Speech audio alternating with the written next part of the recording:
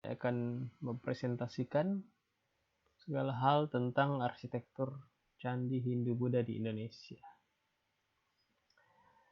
Arsitektur Candi Hindu-Buddha ini sebelum masuk di Indonesia adalah berkembang dari pengaruh agama Hindu-Buddha yang masuk ke Indonesia.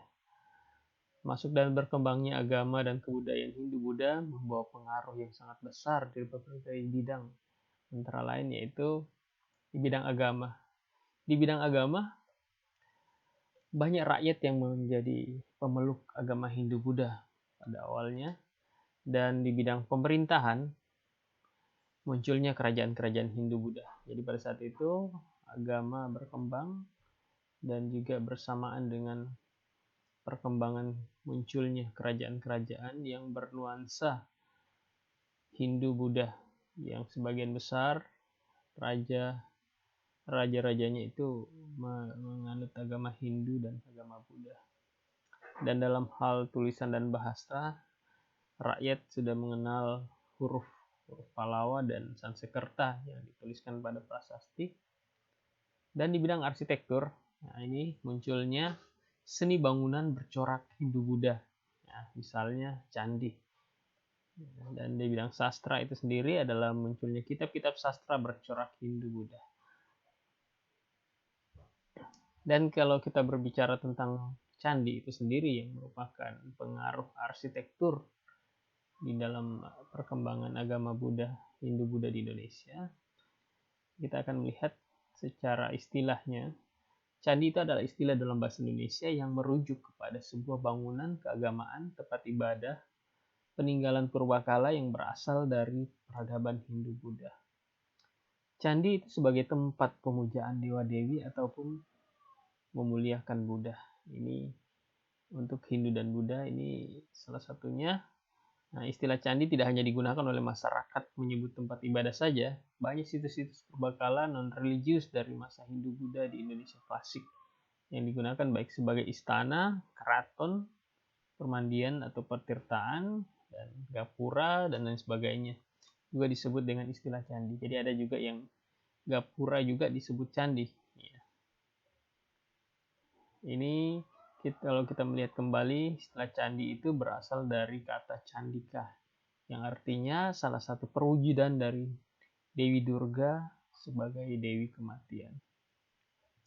Candi selalu dihubungkan dengan monumen tempat pedharmaan untuk memuliakan Raja Anumerta yang sudah meninggal. Contohnya, misalnya salah satunya adalah Candi Kidal yang memuliakan Raja Anusapati. Nah, dari candi inilah.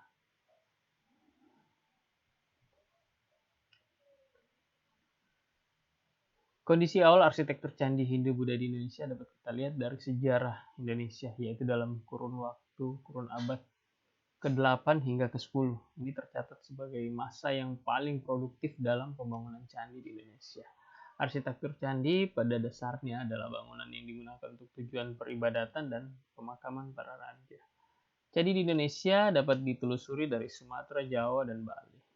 Keberadaan peninggalan arsitektur awalnya sulit dideteksi karena terbuat dari bahan yang mudah rusak, terutama bahan-bahan yang terbuat dari kayu. Ada beberapa candi yang menggunakan kayu, tapi yang menggunakan batu masih bisa kita temui sampai saat ini.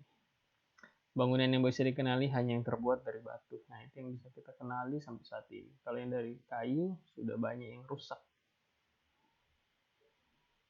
Sekarang kita melihat salah satu beberapa candi Hindu satu persatu, yaitu candi Hindu, dan setelah itu kita melihat candi Buddha. Beberapa candi yang bercorak Hindu di Indonesia antara lain yaitu Candi Prambanan, ya, ada juga Candi Jago, Candi Jajago istilahnya. Terus ada Candi Dieng ini di Malang, dan juga ada Candi Gedong Songo, dan ada Candi Panataran. Ini semuanya berada di Jawa, tersebar di beberapa kota. Setelah itu ada Candi Gebang, ada Candi Selogrio, ada Candi Pringapus, ya. Ini termasuk candi-candi kecil, ya. Ada Candi Kidal. Ini candi-candi kecil yang banyak bercorak Hindu, ya. Yang paling terkenal kalau candi Hindu adalah Candi Prambanan. yang memang berukuran besar. Setelah itu kita melihat candi Buddha di Indonesia. Beberapa candi yang bercorak Buddha di Indonesia, yaitu yang paling terkenal adalah Candi Borobudur. Selain itu ada juga candi-candi yang lain. Ini adalah Candi Sewu, ada juga Candi Kalasan, ada Candi Mendut. Ini semua berada di Pulau Jawa.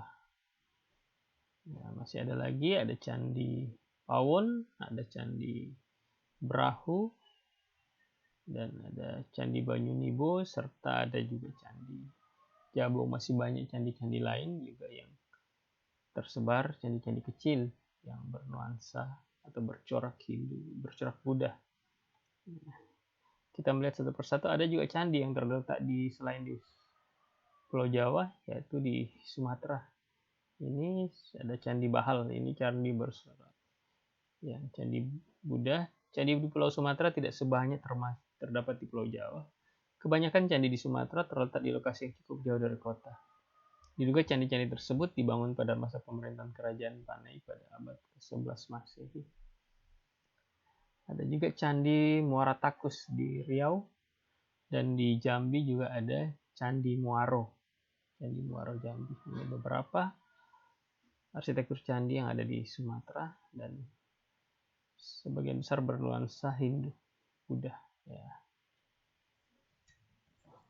Selain itu ada candi yang terletak di Jawa Barat. Ya, jadi kalau cari Prambanan dan candi lainnya kebanyakan di Jawa Tengah dan Jawa Timur. Tapi ada juga di Jawa Barat, yaitu Candi Bojongmenje. Ini sudah tidak kelihatan bentuknya karena sudah hancur. Jadi sekitar 30 tahun terakhir ini ditemukan beberapa situs sejarah berupa reruntuhan bangunan kuno di beberapa tempat di Jawa Barat. Temuan-temuan tersebut diantaranya ini, Candi Bojongmenje, Candi Jiwa, ada juga ya ini Candi Cangkuang. Ini semuanya terdapat di Jawa Barat. Ya, masih ada juga beberapa candi kecil-kecil lain yang sudah dalam kondisi runtuh, tidak berwujud lagi. Kita melihat ya sebagian besar candi itu banyak terdapat di Jawa Tengah dan Jawa Timur. Nah, namun ada beberapa kemiripan dan perbedaannya. Kalau candi di Sumatera lebih condong kepada candi-candi yang ada di Jawa Tengah. Ya, ada dua perbedaan mendasar. Nah, ini beberapa perbedaan. Yaitu yang pertama kita melihat dari tata letak dan lokasi candi. Kalau di Jawa Tengah itu bentuknya, tata letaknya konsentris, simetris, dan formal. Ya, berbeda dengan di Jawa Timur, linear dan asimetris. Ini maksudnya kalau di Jawa Tengah itu candi utama terletak tepat di tengah dan dikelilingi oleh jajaran candi-candi yang lebih kecil dalam barisan yang rapi. Sedangkan candi di Jawa Timur, candi utama terletak di belakang dan terletak di tanah yang paling tinggi dalam kompleks candi. Sekarang kita melihat dari segi relief. Relief itu adalah ukiran pada dinding candi, ukurannya lebih tinggi dan menonjol dengan gambar yang bergaya naturalis. Sedangkan di Jawa Timur, ukuran lebih rendah atau lebih tipis dan kurang menonjol dengan gambar yang bergaya seperti wayang. Dari unsur garis kita bisa melihat ada Jawa Tengah itu unsur garis vertikal dan horizontalnya itu seimbang, sedangkan di Jawa Timur itu vertikalnya lebih dominan. Dari bagian kaki terdiri, kalau di Jawa Tengah itu terdiri dari satu bagian kaki kecil dan bagian kaki yang lebih besar. Sedangkan di Jawa Timur terdiri dari beberapa bagian yang membentuk candi dan terlihat lebih tinggi. Bentuk bangunan cenderung lebih gemuk dan cenderung tinggi ataupun ramping yang di Jawa Timur. Sedangkan pada bahan bangunan kebanyakan pada Jawa Tengah itu menggunakan batu andesit, sedangkan di Jawa Timur kebanyakan menggunakan batu bata. Di bagian candi bagian atap ini kalau di Jawa Tengah itu terdapat 3 tingkatan dan di Jawa Timur merupakan kesatuan tingkatan. Sedangkan arah hadap bangunan atau orientasi bangunannya itu kalau di Jawa Tengah kebanyakan menghadap ke timur, sedangkan di Jawa Timur sebaliknya kebanyakan menghadap ke barat. Selanjutnya kita melihat jenis-jenis candi. Jenis candi berdasarkan agama. Berdasarkan agama yaitu yang pertama candi Hindu. Candi Hindu adalah candi untuk memuliakan dewa-dewa Hindu seperti Siwa atau Wisnu. Contohnya adalah Candi Prambanan, Candi Gebang, Candi Dieng, Candi Gedang Songo, Candi Panataran, dan Candi Cangkuang, dan masih banyak candi lainnya. Sedangkan candi yang berdasarkan agama Buddha, nah itu berfungsi untuk pemulihan Buddha dan untuk keperluan biksu sangga. Contohnya Candi Borobudur, Candi Sewu, Candi Kalasan, Candi Sari, Candi Plausan, Candi Banyudimo, Candi Samberawan, Candi Jabung, Candi Muara Jambi yang di Sumatera, Candi Muara Takus, dan Candi Bahal. 3 candi itu ada di Sumatera. Berikut adalah Candi Siwa Buddha. Nah, ini merupakan candi sinkretis perpaduan antara Siwa dan Buddha. Ya, contohnya adalah Candi Jawi.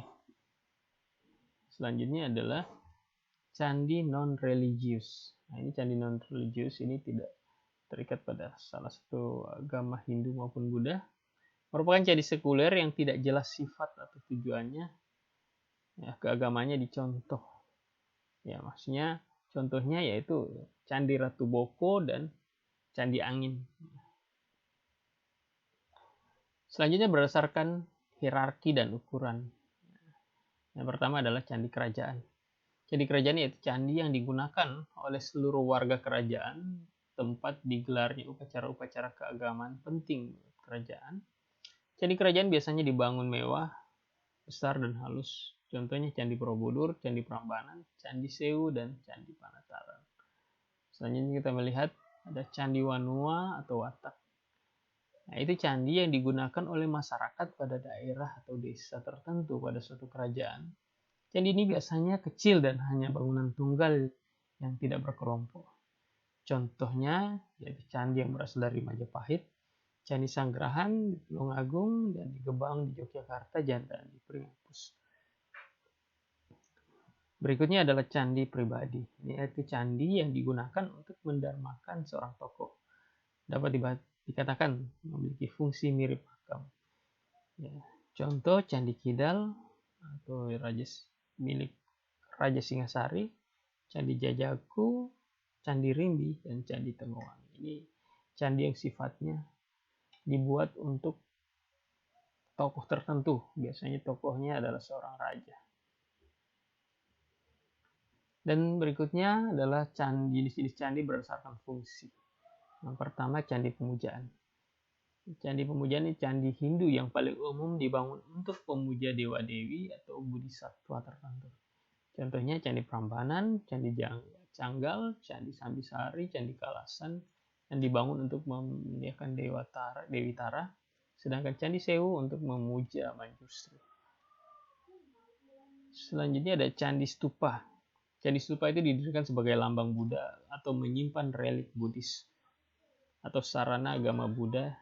Secara tradisional, stupa digunakan untuk menyimpan relik Buddhis seperti abu jenazah, kerangka, potongan kuku, rambut, dan gigi yang dipercaya oleh milik Buddha Gautama atau biksu Buddha yang terkemuka atau keluarga kerajaan penganut Buddha. Beberapa stupa yang dibangun sebagai sarana ziarah dan ritual.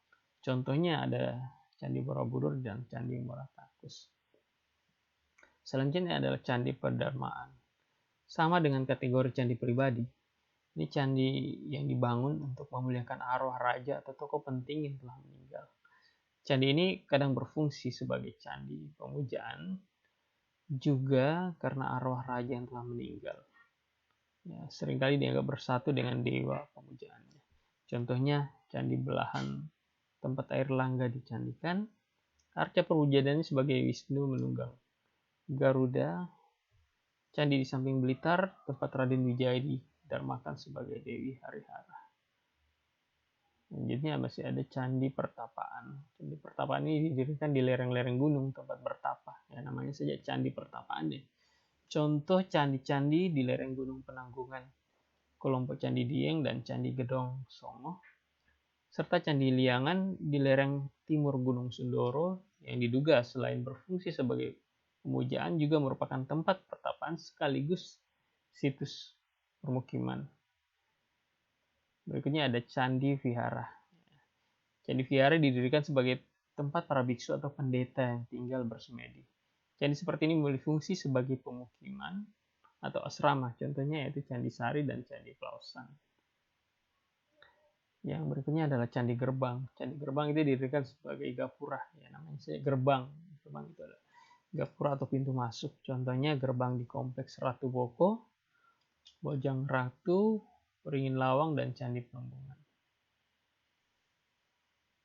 Yang berikutnya adalah Candi Pertirtaan, didirikan dekat sumber air atau di tengah kolam, dan fungsinya sebagai pemandian. Ya, contoh adalah Candi Pertirtaan Belahan, Jalatunda, dan Candi Tikus.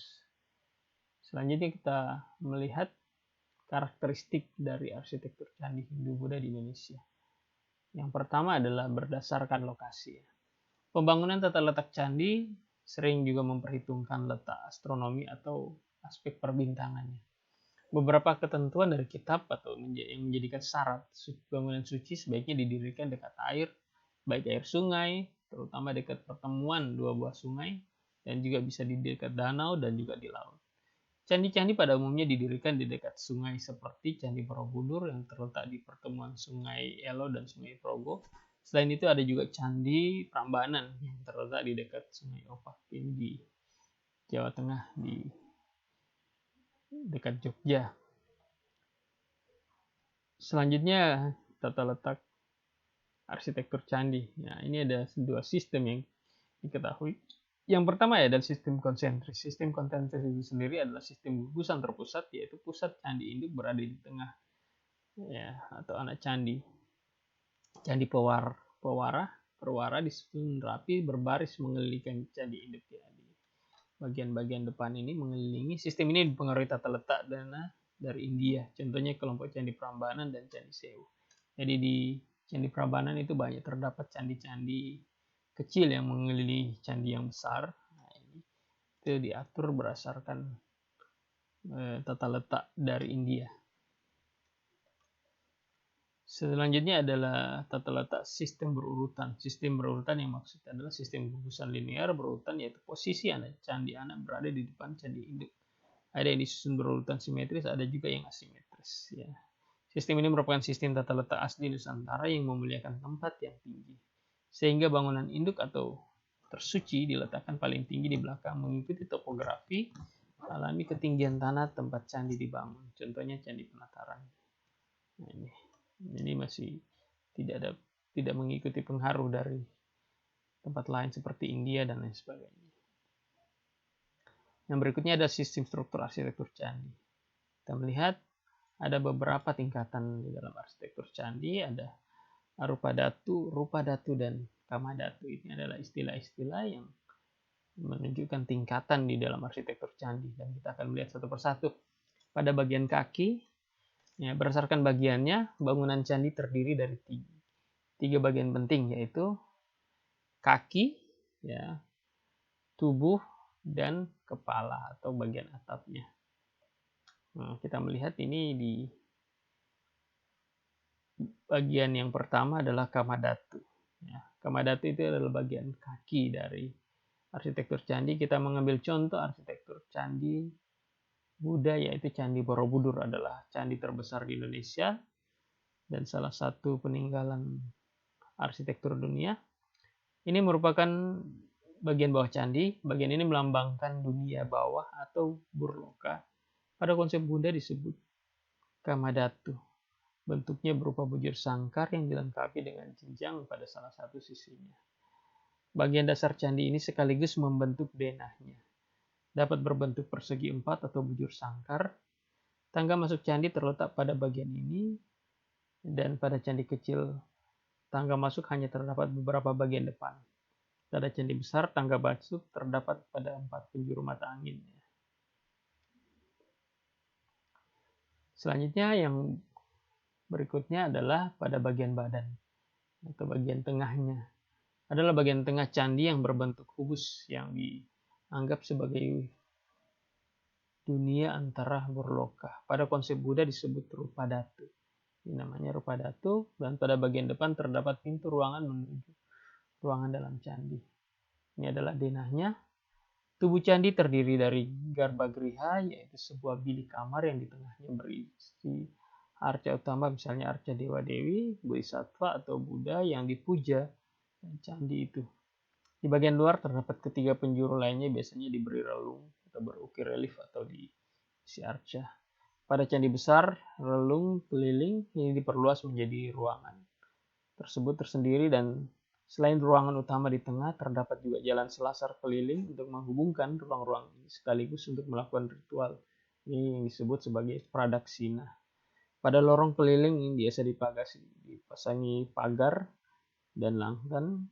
Ya, pada galeri dinding di tubuh candi maupun dinding biasa dihiasi relief, ya baik yang bersifat naratif, yang berkisah ataupun yang bersifat dekoratif atau hiasan. Yang berikutnya pada bagian kepala atau bagian atap adalah bagian candi yang menjadi simbol dunia atas atau Swarloka. Pada konsep Buddha disebut Arupadatu, yang merupakan menggambarkan ranah surgawi atau tempat para dewa dan jiwa yang telah mencapai kesempurnaan bersemayam. Nah, pada umumnya candi terdiri dari 3 tingkatan yang semakin atas semakin kecil ukurannya. Pada puncak atap dimahkotai stupa, ratna, wajra, dan lingga semua. Pada bagian sudut dan tengah biasanya dihiasi ornamen artiflex, yaitu ornamen dengan tiga bagian runcing penghias sudut.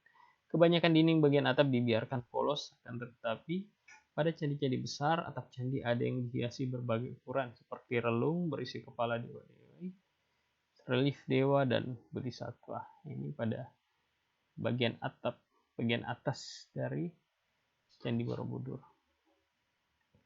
Selanjutnya kita melihat bahan bangunan arsitektur candi. Yang pertama adalah batu andesit. Ini adalah batu bekuan vulkanik yang ditata membentuk kotak-kotak yang saling kunci. Batu andesit bahan candi harus dibedakan dari batu kecil. Batu kali, meskipun mirip andesit tetapi keras dan mudah pecah jika ditata. Sukar dibentuk. Batu andesit yang cocok untuk candi adalah yang terpendam di dalam tanah sehingga harus ditambang di tepi bukit. Yang berikutnya adalah batu putih atau tuff. Adalah batu endapan piroklastik berwarna putih digunakan di candi pembakaran di kompleks Ratu Boko. Bahan batu putih ini juga ditemukan dijadikan sebagai bahan isi candi, di mana pada bagian luarnya dilapisi batu andesit. Yang berikutnya adalah batu bata merah. Ini dicetak dari lempung tanah merah yang dikeringkan dan dibakar. Ini digunakan pada candi Majapahit, dan rata-rata candi di Sumatera banyak menggunakan bata merah ini. Yang berikutnya adalah stuko, yaitu bahan semacam beton dari tumbukan batu dan pasir. Bahan stuko itu ditemukan di perkebunan batu Jawa.